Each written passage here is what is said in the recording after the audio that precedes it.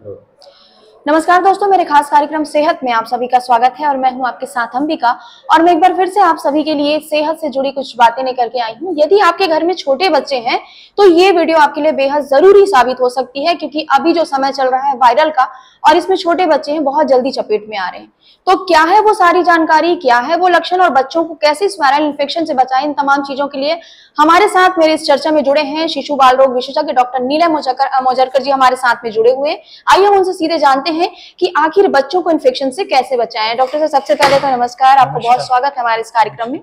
Sir, जैसे कि अभी हम देखते हैं कि अभी कुछ महीनों से छोटे बच्चों में जो है वायरल इन्फेक्शन बहुत आ रहे हैं, फीवर आ रहे हैं, सर्दी बुखार, क्या उसके कारण हो सकते हैं? जी, ये मौसम जो बरसात का मौसम रहता है, इसमें ह्यूमिडिटी बढ़ती है, जिसकी वजह से वायरसेस जो हैं वो ज़्यादा इन्फेक्शन फैलाना शुरू कर देते हैं। ये जनरली हर साल ऐसा होता है कि बरसात के मौसम में वायरल इन्फेक्शंस बढ़ जाते हैं और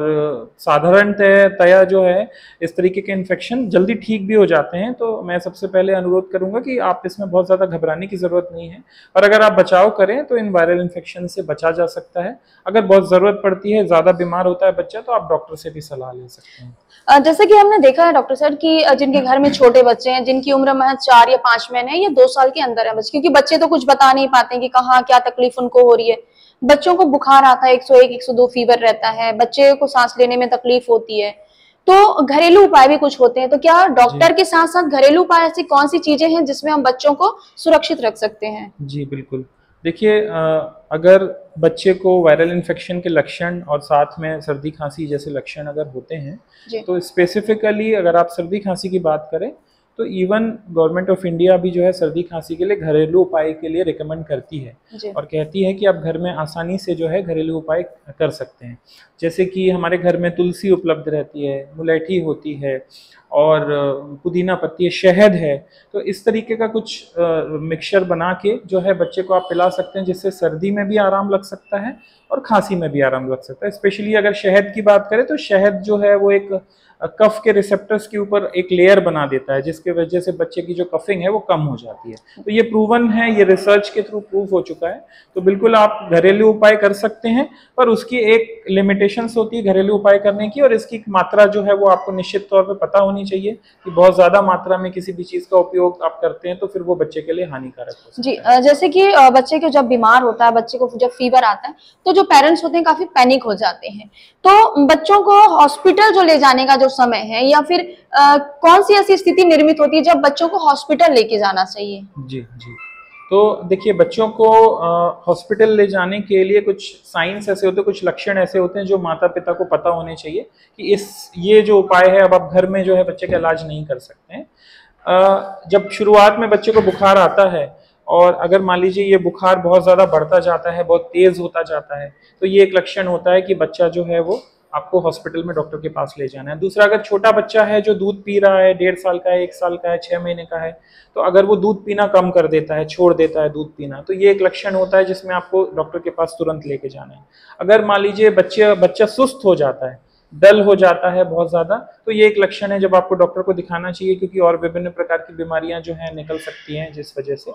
इसके अलावा अगर बच्चे को सांस लेने में तकलीफ हो रही है, सांस की रफ्तार बहुत तेज चल रही है, सांस लेने में तकलीफ हो रही है, तो ये इमरजेंसी है, आपको तुरंत बच्चे को हॉस्पिटल लेके जाना है। और साथ ही अगर बच्चे को दौरा पड़ जाए, झटका आ जाए, लगातार उल्टियां कर रहा है, बहुत ज्यादा उल्टी करने की वजह से बच्चा सुस्त हो गया है, तो ये जो कुछ मैंने लक्षण बताए आपको, 5-6 लक्षण, अगर ये इनको हम वार्निंग साइंस बोलते हैं, जो कि जनरली हम मदर को, जब हमारे पास कोई बच्चा आता है, पेरेंट्स आता है, तो हम उनको समझाते हैं कि अगर इस प्रकार का कोई लक्षण है तो आपको तुरंत अस्पताल बच्चे को वापस लेके। जी डॉक्टर साहब, एक मिथ्या ऐसी बनी हुई है कि जब बच्चे की तबीयत खराब होती है, जब बच्चे को बुखार आता है, तो पैरासीटामोल जो सिरप दी जाती है, उसके साथ में कई पेरेंट्स को मैंने देखा है बच्चों को एंटीबायोटिक की सिरप भी पिलाते हैं। एक बार जब आपसे चर्चा हुई तब आपने कहा था कि हर बच्चे को एंटीबायोटिक दिया जाए, ये जरूरी नहीं है। तो आप हमारे ऐसे पेरेंट्स जो हैं जो बच्चों को बुखार के साथ एंटीबायोटिक की भी सिरप देते हैं, उनके लिए आप क्या कहेंगे और ये कब दिया जाना चाहिए? बिल्कुल, ये आपने बहुत ही अच्छा प्रश्न किया, जिसकी अवेयरनेस जो है जनता को होना बहुत ज़रूरी है कि जनरली जब बच्चे को सर्दी खांसी बुखार होता है तो 90% ऑफ केसेस में वो वायरल इन्फेक्शंस होते हैं, और वायरल इन्फेक्शंस के लिए एंटीबायोटिक की आवश्यकता नहीं पड़ती है, क्योंकि वायरल इन्फेक्शन में एंटीबायोटिक काम नहीं करता। एंटीबायोटिक जो है वो बैक्टीरियल इन्फेक्शंस के लिए होता है, जो कि वायरल और बैक्टीरियल इन्फेक्शन में क्या अंतर होता है, ये अंतर जो है आपका डॉक्टर आपको समझा सकता है जब आप डॉक्टर को दिखाने जाते हैं, और उसको मरीज को देख के या बच्चे को देख के वो अंतर करते हैं कि ये वायरल इन्फेक्शन लग रहा है, इसमें एंटीबायोटिक की आवश्यकता नहीं पड़ेगी, और ये बैक्टीरियल इन्फेक्शन है, इसमें आवश्यकता पड़ सकती है। तो जनरली 10 में से किसी एक आध ही बच्चे को जो है बैक्टीरियल इन्फेक्शन निकलता है और उसको आवश्यकता पड़ती है कि एंटीबायोटिक खिलाई जाए। हम सामान्यतः जो है ज़्यादातर पेरेंट्स या माता पिता जो हैं